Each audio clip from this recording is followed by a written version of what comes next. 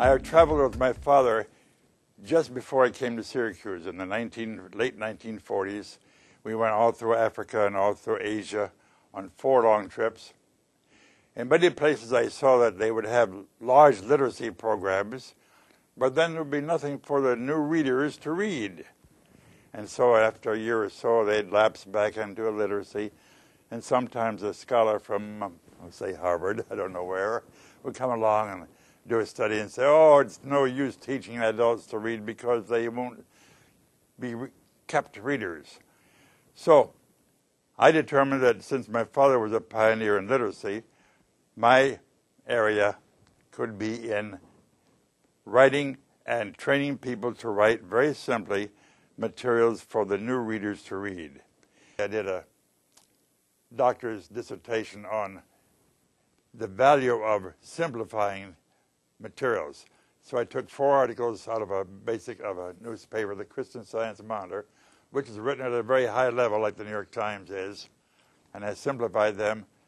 And then I had 2 audiences. I had an audience of about 150 people in Philadelphia, another audience about 150 people in Cleveland, Ohio. In Philadelphia, they were all adult basic educations. There were students who had been born and brought up in the States, but they couldn't read.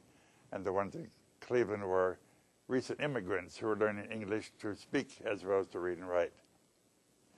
And a very complicated statistical process. But I showed, yes, indeed, when the message is written in a more simple form, it can get across its information better to adults who cannot read very well. It seems obvious, but nobody had ever tested it to make sure, and that was the test in my dissertations. In the spring of 1952, I began teaching what I later called literacy journalism. Well, we know what literacy means, teaching people to read, and the journalism part is to help train writers to write simple materials that speak to the needs and to the interests of the new readers. Then my students said, why don't we try to do a little newspaper in very easy English? And so the very first issue of News for You was in February 1959.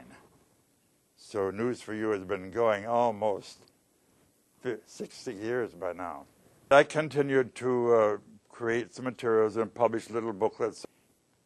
And these little booklets and that little news sheet that we started called News for You became the basis of New Readers Press. Now, in 1963, this is about 4 years after I began, Laubach Literacy moved its headquarters from Washington to Syracuse, where we have been ever since, and now, of course, we are ProLiteracy. And then I think a few years later, the board of trustees of Laubach Literacy adopted New Readers Press as a division. So New Readers Press has been a division of Laubach Literacy, now of ProLiteracy, and since about 1965 or so.